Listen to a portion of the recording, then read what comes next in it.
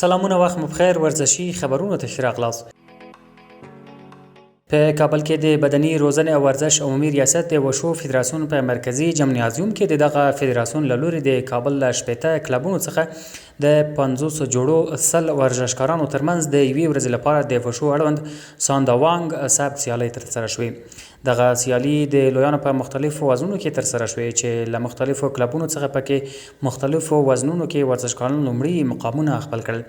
دغه سیالۍ چې موخه د وشو ورزش ته وده او پراختیا ورکول وو، پکې ورزشي مسؤلینو، ورزشکارانو او ګڼو ننداراچیانو ګډون کړی وو.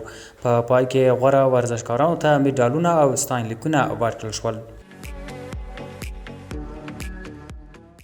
د افغانستان فوټسال ملي لوبډلې لبنان ته په خپله لومړنۍ دوستانه سیالۍ کې 3-2 ماتې ورکړه. دغه سیالۍ چې د لبنان په کوربتوب پلازمینه بیروت کې ترسره شوه، د افغانستان لپاره پکې رضا حسین پور، علي امیري او فرزاد محمدي ګولونه وکړل. افغان لوبغاړي به د شنبې په ورځ خپله دویمه لوبه له لبنان سره ترسره کړي.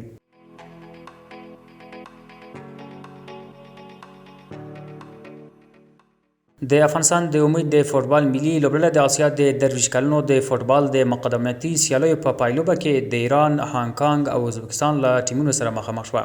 د اسیا د فوټبال کنفدراسیون مرکزی دفتر کوالالامپور کې په آنلاین ډول ترسره شول او د امید هیواد د فوټبال ملي لوبډله په 5م ای ګروپ کې شامل شوه. د ازبکستان، هانګ کانګ او ایران لوبډلو سره د سیالي به د دسمبر میاشتې له 13 څخه تر 21 پورې د 2022 کال د سپټمبر له 4 څخه تر 12 نیټې پورې د 11 ګروپونو په بڼه او په مرکزی بڼه ترسره شي او ازبکستان به د افغانستان د ګروپ کوربه وي. د یادونې وړ ده چې د 23 کلونو آسیایي سیالیو چې په 2024 کال کې ترسره کیږي، د کوربه د قطر سره 11 غوره لوبډلې او د هر ګروپ غوره 4 دویمې لوبډلې برخه اخلي.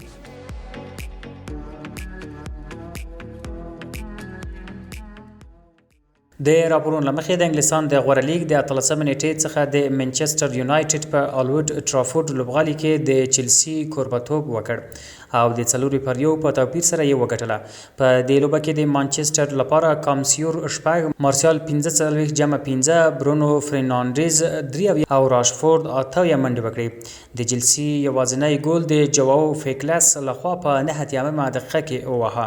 د ریډ ډیولز لوبډلې په دې بریا سره 2 نمرې ترلاسه کړې او دویم مقام ته په تلو سره د اروپا د اتلانو لیګ جواز ترلاسه کړ. چلسي د 43 نمرو سره په 12م ځای کې ده. په دې بریا سره په جدول کې د مانچستر یونایټډ او لیورپول ترمنځ توپیر 15 نمرو ته لوړ شو.